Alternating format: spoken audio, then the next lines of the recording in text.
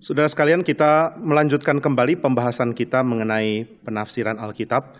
Kita sudah membahas mengenai kitab Imamat dan kita lanjutkan ke kitab Bilangan. Saudara, kitab Bilangan ini kitab yang tidak mudah untuk dikategorikan, ada begitu banyak keunikan di dalamnya. Ketika ahli perjanjian lama coba untuk melihat keunikan-keunikan dari gaya bahasa, kemudian istilah penggunaan, maka kitab Bilangan ini adalah kitab yang paling banyak gayanya gitu, paling banyak bercampuran dari gaya penuturan dan juga gaya penulisan.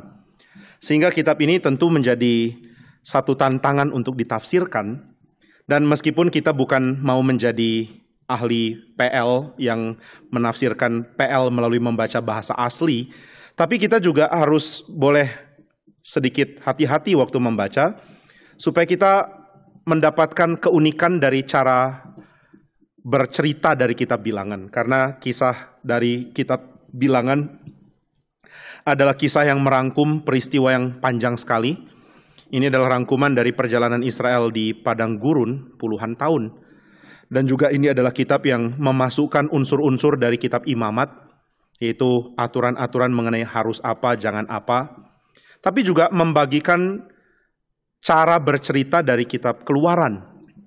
Jadi perpaduan yang sangat indah dan membuat kita mesti berhati-hati di dalam menafsirkannya tentunya. Berhati-hati dalam arti bukan berarti saudara takut nanti salah tafsir atau menjadi bidat, bukan itu ya. Tapi maksudnya berhati-hati adalah supaya kita boleh mendapatkan hati yang lebih teliti waktu membaca dan menyadari keunikan dan rumitnya kitab Bilangan ini. Nah saudara, kitab Imamat meskipun rumit dan beda dunia dengan kita, tapi kitab itu dipresentasikan di dalam gaya yang mirip dari awal sampai akhirnya.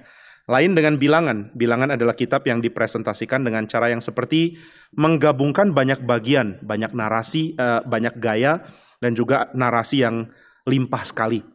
Saudara akan menemukan cerita-cerita mengenai Israel, mengenai pemberontakannya, mengenai kisah Bileam, dan mengenai Musa dan Harun bertengkar, dan banyak sekali lah ya.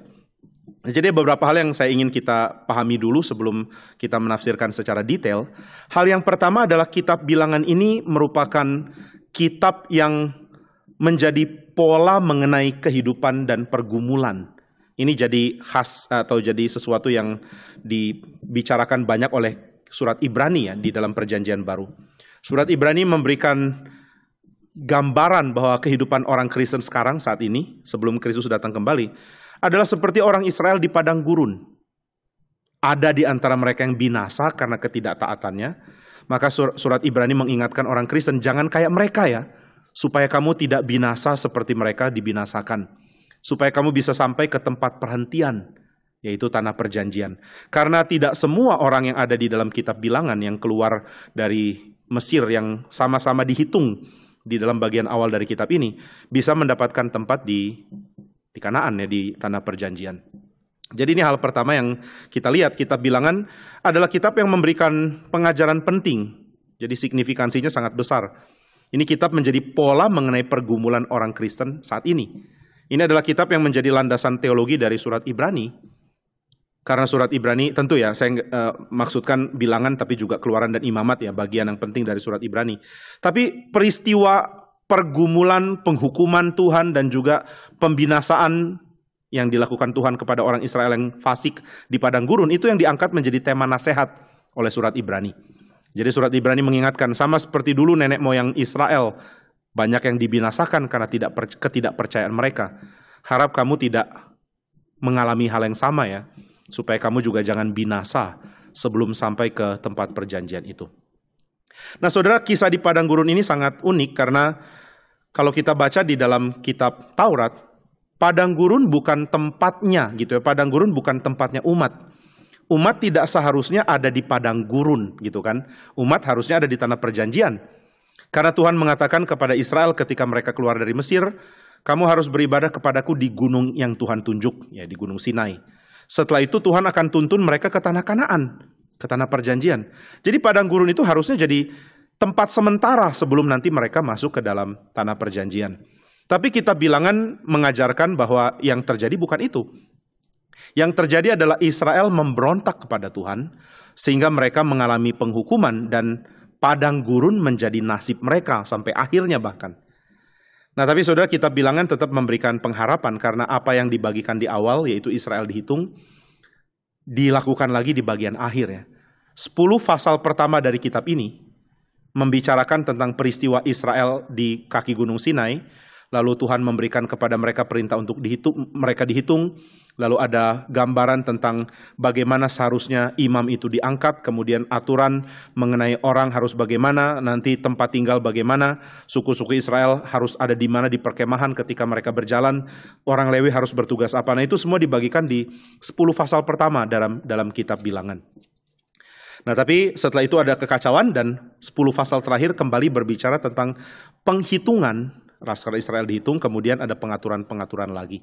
Nah, jadi saudara, ini hal yang pertama ya, peristiwa Israel di padang gurun yang tidak menjadi bagian awalnya di kitab Keluaran dan Imamat. Nggak ada yang pikir bahwa mereka akan selama itu di padang gurun. Ini yang dibagikan oleh kitab Bilangan. Dan karena itu, poin pertama yang saya mau bagikan adalah kitab ini mempunyai fungsi sebagai reminder untuk kita, pengingat bagi kita mengenai pergumulan di padang gurun. Di mana keadaan kita di sini sekarang ini menantikan kedatangan Kristus kedua adalah seperti mereka di padang gurun.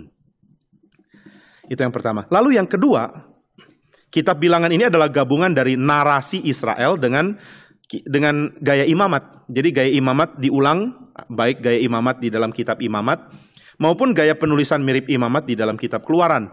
Itu diulangi juga oleh kitab Bilangan. Nah, jadi kitab Bilangan berisi banyak sekali gaya yang mirip dengan tulisan dari kitab Imamat.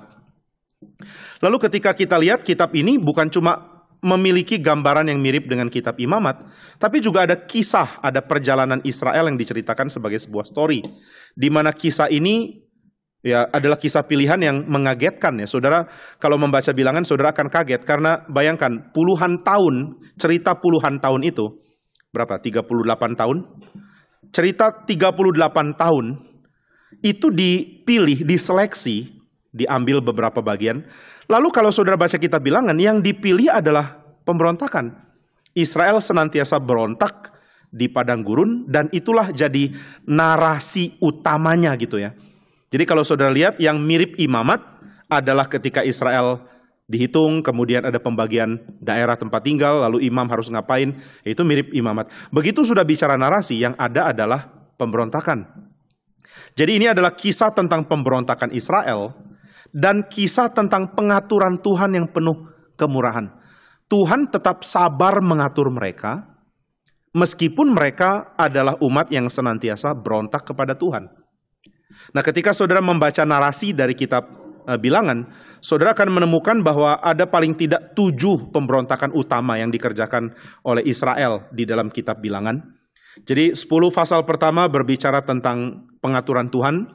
Setelah itu mulailah perjalanan. Dari Gunung Sinai mereka berjalan untuk ke Kanaan. Dan mereka sudah langsung masuk ke dalam peristiwa-peristiwa pemberontakan demi pemberontakan. Dan kita akan melihat tema ini berulang ya. Jadi ini adalah gabungan dari gaya Imamat dan gaya narasi. Di mana gaya Imamat itu menunjukkan kesabaran Tuhan mengatur mereka. Dan narasi itu mengisahkan tentang pemberontakan mereka. Ini hal yang kedua. Jadi hal pertama, pentingnya kitab Bilangan untuk kita soroti sebagai refleksi bagi kita, untuk kita merefleksikan kehidupan kita sekarang. Dan yang kedua adalah kitab Bilangan ini adalah gabungan mengenai kesabaran Tuhan dalam mengatur Israel dan pemberontakan Israel kepada Tuhan. Ini hal yang kedua. Lalu hal yang ketiga yang harus kita waspadai di dalam membaca kitab Bilangan adalah bahwa kitab ini memberikan kepada kita sebuah cerita utuh mengenai Israel. Dan kitab ini berusaha untuk menarik kita ya, berusaha untuk membuat kita tertarik kepada kisah mereka. Berusaha untuk membuat kita tertarik bukan berarti saudara kagum sama Israel, bukan cuma itu yang membuat kita tertarik. Tapi yang membuat kita tertarik adalah peristiwa-peristiwa yang terjadi, intrik-intrik yang ada, kemudian pemberontakan Israel, dan juga kesabaran Tuhan, pergumulan Musa. Semua itu bisa kita lihat dan pahami. Jadi kitab ini adalah kitab yang berusaha untuk menarik kita untuk mengenal Israel dan juga mengagumi. Nah, itu sebabnya ada kisah mengenai Bileam kan. Saudara akan menemukan kisah itu juga di dalam kitab Bilangan. Dan Bileam ini yang tadinya begitu cinta uang dan mau melakukan apapun untuk uang, Tuhan rubah. Dan Tuhan mengatakan engkau harus memberkati Israel. Dan dia dapat pengalaman yang mengagetkan dalam perjalanan menuju tempat di mana Israel ada. Dia dihadang oleh malaikat dengan pedang yang terhunus, dengan pedang yang menyala-nyala. Ini mengingatkan kita akan peristiwa Taman Eden, di mana Tuhan menjaga jalan ke pohon kehidupan dengan adanya kerub dengan pedang yang menyala-nyala. Nah, jadi pengalaman Bileam bertemu dengan malaikat ini memberikan kesan kepada pembaca bahwa Bileam sedang menuju kepada kelompok yang dianggap paling dekat dengan peristiwa Taman Eden. Israel adalah kelompok sangat spesial bagi Tuhan, sehingga kalau ada yang mau mendekat masuk, dia harus mengalami pengalaman seperti menerobos Taman Eden. Dan ini menakjubkan ya. Jadi saudara, kitab Bilangan adalah kitab yang bertujuan, salah satunya, tadi kita sudah bahas juga salah satu yang lain lagi. Salah satu alasan kitab Bilangan ditulis adalah membuat saudara mulai tertarik kepada Israel.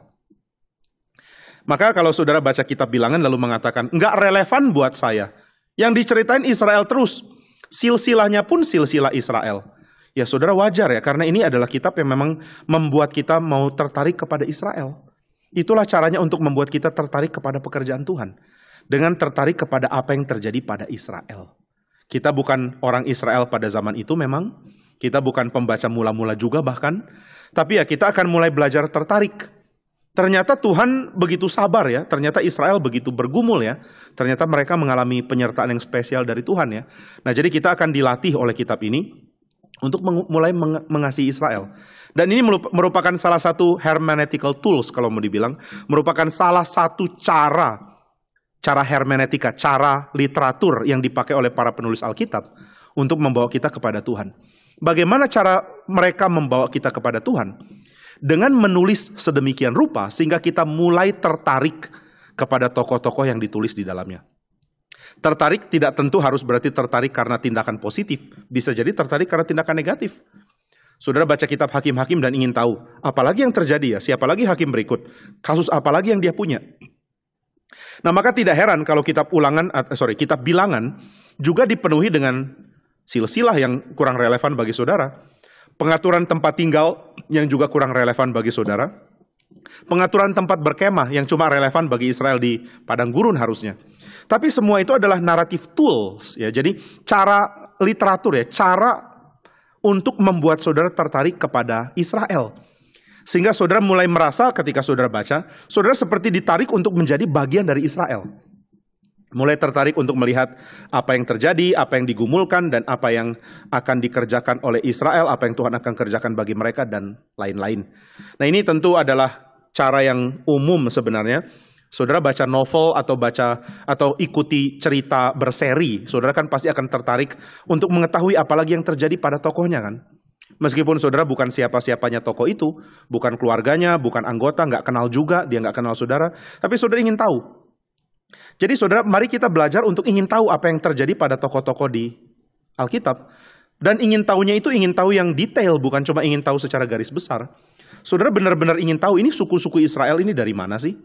Lalu siapa-siapa saja dari mereka yang pernah Tuhan pilih? Kenapa mereka tinggal di sini? Kenapa ada yang sebagian di seberang sungai Yordan? Dan lain-lainnya. Jadi saudara bisa belajar untuk menikmati keindahan sebuah cerita dengan menenggelamkan diri saudara ke dalam kisah melalui menjadikan tokoh dalam kisah itu konsentrasi saudara ya. Jadi saudara berkonsentrasi melihat tokoh.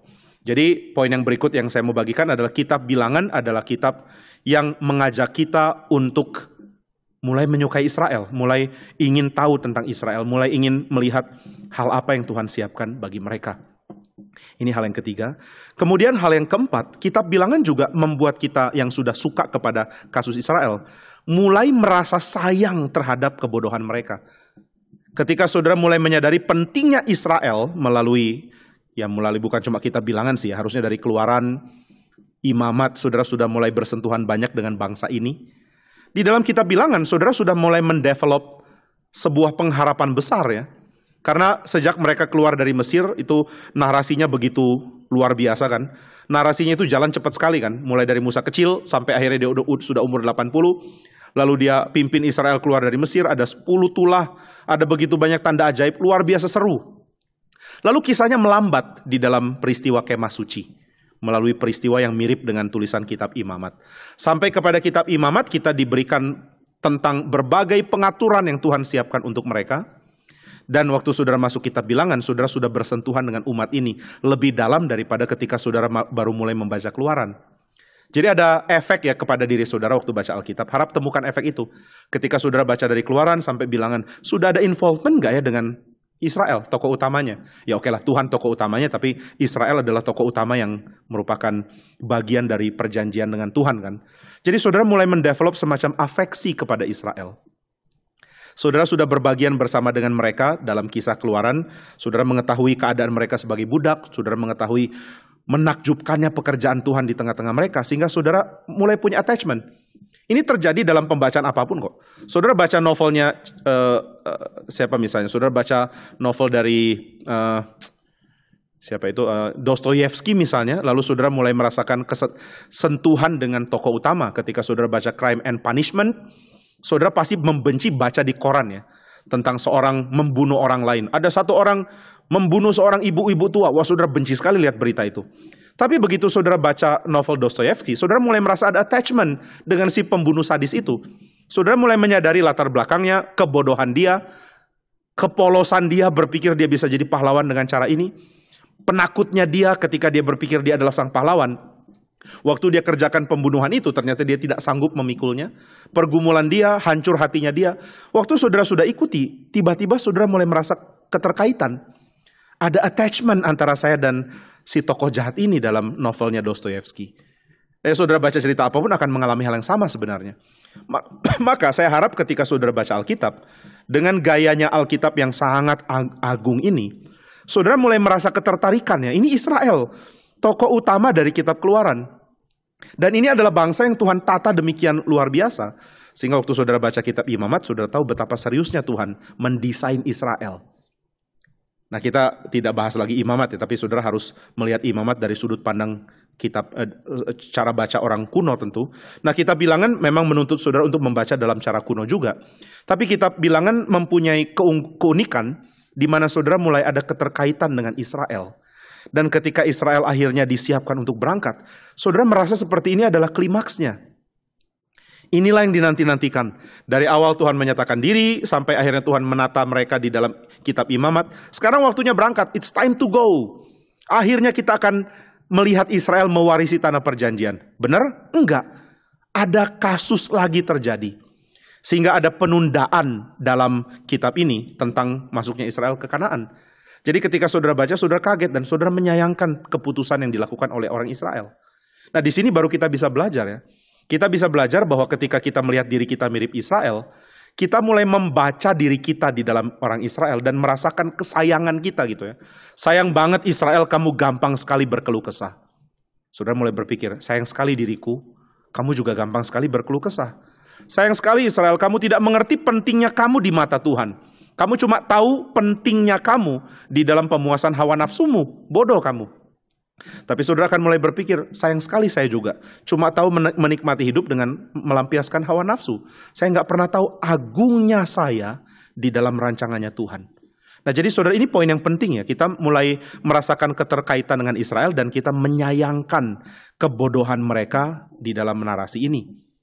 Lalu bagian berikut adalah di dalam strategi membaca kitab Bilangan, saudara akan menemukan pengaturan yang sifatnya itu adalah nanti, belum sekarang. Israel diatur untuk menjadi baik nanti. Pengaturan Israel bukan untuk di padang gurun, cuma sedikit pengaturan untuk di padang gurun. Tapi pengaturan Tuhan yang lebih baik, lebih penting maksud saya, adalah pengaturan untuk Kanaan, untuk berdiam di tanah perjanjian. Apa yang harus dilakukan di sana, kesetiaan Israel harus muncul, kesetiaan kepada perjanjian harus ditekankan. Jadi saudara bisa bayangkan ya, keterkaitan saudara kepada Israel akhirnya membuahkan perasaan kecewa kenapa Israel seperti ini. Tapi keterkaitan saudara kepada Israel membuat saudara mengagumi kesabaran dan keagungan Tuhan mengatur masa depan Israel. Jadi switchnya ini Bilangan akan menuntut saudara untuk, akan mengarahkan lah, bukan menuntut. Saudara akan sadar, saudara diarahkan untuk arahkan kamera saudara ke Israel. Dan saudara sudah memiliki attachment dengan mereka dari Keluaran, Imamat, sekarang Bilangan. Saudara akan rasa sedih, kenapa kayak gini kamu ya? Tapi setelah itu kameranya akan diarahkan ke Tuhan. Dan saudara akan hilang sedihnya dan mengatakan, untung ada Tuhan. Untung Tuhan kayak begini. Untung Allahku adalah Allah perjanjian yang setia. Aduh, kalau bukan Allah yang mengatur mereka, mereka udah habis. Untung bukan dewa-dewa Mesir yang memimpin mereka. Untung ada Musa, untung ada Tuhan di atas semuanya. Jadi saudara, ini poin yang berikut ya. Saudara diarahkan untuk lihat ke Tuhan. Jadi perjanjian ini dua pihak. Waktu saudara soroti Israel karena keterkaitan hati saudara ada di situ, saudara berakhir dengan perasaan sayang, kenapa kalian begini? Setelah itu saudara switch ke Tuhan dan saudara menyadari Tuhan begitu baik karena Tuhan tetap mau mengatur mereka. Nanti coba rasakan keadaan ini ya. Saudara baca, saudara lihat kekacauan, Tuhan hukum mereka, Tuhan marah sama mereka. Tapi setelah marah, langsung switch lagi ke gaya imamat. Ini ada juga di dalam Keluaran. Setelah Tuhan hukum mereka, langsung dilanjutkan dengan pemberian Taurat. Pemberian bagian selanjutnya dari tugas Tuhan kepada Israel dan imamat dan para imam. Nah ini indah loh sebenarnya. Waktu saudara baca, saudara seperti rasa nggak nyambung. Tuhan mengatakan, aku hukum mereka dengan murkaku. Musa bilang, jangan Tuhan, baik aku tidak jadi lakukan. Lalu selanjutnya, beginilah caranya kamu harus mengatur Israel. Loh, kok begitu ya? Nah, saudara, ini adalah gambaran tentang kesetiaan Tuhan. Jadi ketika saudara soroti Israel dan saudara merasa sedih kenapa mereka seperti ini, saudara menyoroti ke Tuhan dan saudara menyadari Israel ada harapan justru karena Tuhan. Nah, jadi ini yang kita bisa dapatkan di dalam poin yang berikutnya, yang kelima. Lalu poin yang berikutnya, saudara juga menyadari bahwa di dalam kitab Bilangan ada hope dalam generasi yang berikut. Ada pengulangan, ada pengharapan. Bacaan pertama membuat saudara penuh dengan harapan. Ini Israel sudah siap berjalan dan langsung kecewa ya. Karena setelah pasal 10 selesai, saudara menemukan pemberontakan demi pemberontakan. Sudah ada nafiri ditiup, mereka berjalan dan pasal berikutnya Tuhan membakar mereka. Gitu ya, dengan Tuhan memunculkan api untuk menghukum mereka. Aduh, kok gini ya? Lalu saudara melihat pemberontakan demi pemberontakan, tapi saudara akan melihat kelegaan. Kitab ini adalah kitab yang memberikan kelegaan. Kelegaan pertama itu adalah kelegaan dari hamba Tuhan yang setia, yaitu Musa. Saudara akan menikmati kesetiaan Musa yang bukan tanpa cacat memang, tetapi mempunyai kekuatan di dalam, ya kekuatan dari Tuhan, di dalam menjadi hamba Tuhan. Saudara terhibur dengan kehadiran orang-orang seperti ini. Di tengah-tengah kekacauan Israel ada hiburan gitu ya. Jadi saudara, tadi kita sudah bahas tentang sorotan ke Israel lalu sorotan ke Tuhan. Sekarang poin berikutnya, kitab Bilangan meminta kita juga untuk soroti hamba Tuhan. Soroti orang yang mewakili Tuhan. Jadi bukan cuma umat, bukan cuma Tuhan, tapi juga yang mewakili hamba Tuhan. Dan saudara bisa merasa terhibur karena menyadari mereka itu benar-benar setia di satu sisi. Dan di sisi lain saudara merasa terhibur karena mereka juga lemah. Yang topang mereka bukan kekuatan mereka. Yang topang mereka adalah Tuhan. Di sini saudara mempunyai kekuatan untuk tetap mengutamakan Tuhan. Lalu bagian berikut juga selain Musa, saudara bisa melihat kesetiaan dari ini ya, dari para pengintai yang setia, yaitu Yosua dan Kaleb. 12 pengintai datang kepada Musa untuk membusukkan rencana perang. Mereka mengatakan, ini kacau sekali. Kita seperti belalang dan mereka itu seperti raksasa yang besar. Kita tidak akan pernah bisa bertahan sama mereka. Wah, ketika orang Israel menangis dan mengatakan, kenapa kita harus mati? Lalu muncul Yosua, muncul Kaleb juga, yang dengan membuat kita terhibur, mengatakan, tidak, negeri ini pasti akan kita hancurkan. Tuhan yang berkenan memberikannya. Tuhan akan memberikan kita kemenangan. Nah, ini memberikan hiburan kepada kita ya. Wah, ternyata ada hamba Tuhan yang setia. Jadi di padang gurun, kita Bilangan mau bilang, coba nikmati perjalanan melalui bergumul bersama dengan umat Tuhan. Ini poin pertama sebenarnya dari kitab Bilangan. Coba bergumul bersama Israel. Nikmati indahnya fokus yang Tuhan berikan kepada mereka gitu ya. Lalu saudara mulai menikmati Tuhan dan menikmati juga orang-orang yang Tuhan bangkitkan. Dan ada anomali-anomali juga dalam peperangan yang Tuhan sertai. Tuhan sertai Israel untuk menang perang di dalam berbagai cara. Ini sebenarnya persiapan ya untuk pembaca, untuk mengalami keterlaluannya Israel nggak mau perang sebenarnya. Ketika mereka mengatakan, kami nggak mau perang, kami mau lari aja. Tuhan membukakan kepada mereka bagaimana Tuhan bisa menaklukkan bangsa-bangsa. Tuhan pimpin mereka menaklukkan Sihon dan Og. Tuhan pimpin mereka untuk lepas dari Edom dengan cara damai. Tuhan pimpin mereka untuk lepas dari Raja Balak dengan cara berkat dari Bileam. Jadi saudara, Tuhan itu sebenarnya sudah menunjukkan, kalau aku memimpin kamu, bangsa-bangsa lain akan takluk. Entah takluk dengan damai, entah takluk dengan takut, entah takluk karena ada nabi memberi berkat, atau takluk karena perang. Jadi Tuhan menegur Israel dengan mengatakan, andai di awal kamu setia kepadaku dan berperang, kamu akan dapatkan penyertaan ini loh. Jadi saudara, yang berikutnya adalah anomali penyertaan Tuhan, anomali berkat. Anomali berkat maksudnya berkat yang diberikan secara aneh. Itu Israel bisa menang lawan kerajaan yang sangat kuat, itu dari Tuhan. Israel bisa diberkati oleh Bileam, itu juga dari Tuhan. Israel bisa ditakuti oleh bangsa-bangsa, itu juga dari Tuhan. Jadi saudara, Tuhan mau menyatakan bahwa di dalam perjalanan di padang gurun, berkat Tuhan gak pernah kurang bagi Israel. Memang ini bukan final, ini belum tanah perjanjian. Tapi kehadiran Tuhan itu tidak pernah dibatalkan. Tuhan tidak pernah gagal untuk menyertai Israel. Nah maka saudara, ini merupakan hermeneutical tools yang penting untuk membuat kita menyadari tentang pergumulan kita juga di padang gurun. Lalu untuk menutup, kitab ini adalah kitab yang membuat saudara melihat keindahan dari pola, ya, ada pola. Pola awal adalah pola imamat, pola akhir juga adalah pola imamat. Di tengah-tengah adalah narasi mengenai pemberontakan dan janji Tuhan. Nah, ketika saudara memahami pola ini, pola yang mirip dengan tulisan imamat di awal dan akhir, maka saudara mengerti bahwa keindahan menjadi umat itu bukan hanya di dalam perjalanan hidup yang penuh dengan dilema dan juga hal-hal yang penuh dengan konflik lah, penuh dengan kesenangan, penuh dengan ketakutan. Dinamika hidup itu bukan ketika saudara berjalan saja. Dinamika hidup itu juga ada di dalam keadaan berdiam dan menikmati pengaturan Tuhan. Ini ditekankan di dalam kitab Bilangan. Nah, maka saudara akan lihat dan saudara akan diajar juga untuk mengalami hal yang sama dalam kitab ini. Saudara akan diajar untuk mengalami belajar tenang di hadapan Tuhan dan baca segala peraturan yang detail yang seperti nggak ada kaitan dengan saudara. Dan saudara juga dilatih untuk menikmati ketika kitab ini tekan gas gitu ya, lalu menunjukkan cepatnya cerita beralih, perang yang seru, intrik-intrik dari Bileam, Balak dan lain-lain. Nah jadi saudara, kitab Bilangan ini melatih kita untuk menikmati dua genre besar. Genre yang sebenarnya sudah dilewati ya di dalam kitab Keluaran dan Imamat. Kitab Bilangan ini seperti menjadi sesuatu yang menyimpulkan. Kamu sudah lewati kisah Israel dengan berbagai cara. Kamu sendiri sedang dilatih. Sama seperti Tuhan melatih Israel dengan berjalan bersama mereka dan juga dengan berhenti untuk memberikan pengaturan. Demikian saudara dan saya dilatih oleh Tuhan di dalam membaca perjalanan dan membaca ketika Israel berhenti dan menikmati pengaturan dari Tuhan. Bagaimana bisa bertumbuh dalam membaca Alkitab? Saudara akan menyadari bahwa setiap model literatur memberikan pembentukan yang beda-beda. Kalau saudara cuma suka satu pembentukan, lalu baca bagian itu terus ya, nggak akan menikmati yang lain. Ada orang senangnya Mazmur, baca Mazmur terus-terusan lalu terharu, Mazmur itu indah. Begitu baca Amsal nggak ngerti ini nasihat apa ya, saya cuma pengen memuji Tuhan.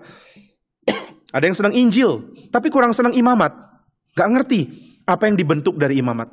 Lalu kalau saudara baca misalnya Kisah Rasul, seru ya, Paulus berjuang di sini, naik kapal karam, ada keadaan yang luar biasa menakjubkan dalam mujizat Tuhan.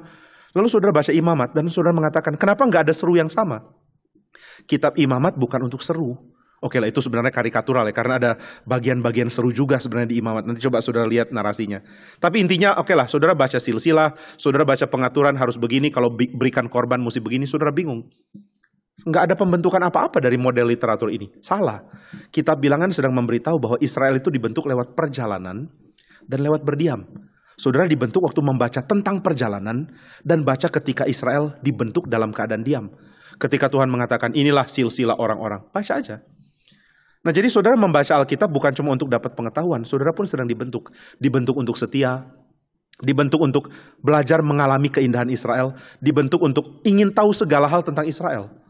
Anak muda kalau sudah punya toko idola ya, mau tahu segalanya, dia makan bakpaunya berapa banyak, pakainya sambal atau kecap, semua pengen cari tahu. Apa gunanya cari tahu orang makan bakpau pakai apa? Nggak penting.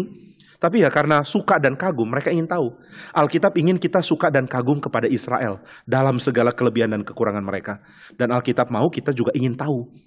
Ini dari mana ya? Suku ini dari mana? Silsilahnya gimana? Kenapa ada kelompok ini? Dan itu yang melatih kita. Jadi saudara terbentuk dengan belajar bersabar, tenang, membaca. Dan juga terbentuk dengan sisi seru dari sebuah narasi yang cepat. Inilah keunikan kitab Bilangan. Ekstrim di dalam kecepatan narasi cerita perjalanan Israel. Juga ekstrim di dalam berdiam dan mendapatkan titah dari Tuhan yang berjumlah 10 pasal di awal, Kemudian 10 pasal di akhir, lumayan banyak untuk ukuran kitab ini. Nah, jadi saudara, inilah yang kita bisa jadikan dasar untuk membaca kitab Bilangan. Harap saudara boleh melatihnya dan menikmati membaca kitab ini. Kita akan lanjutkan di seri berikutnya, yaitu kitab terakhir dari 5 kitab Musa, yaitu kitab Ulangan. Bagaimana membaca Ulangan? Baik Kejadian, Keluaran, Imamat, Bilangan, dan Ulangan, semua menyajikan gaya literatur yang beda-beda. Kiranya kita boleh dapat berkat. Tuhan memberkati pembacaan Alkitab saudara sekalian.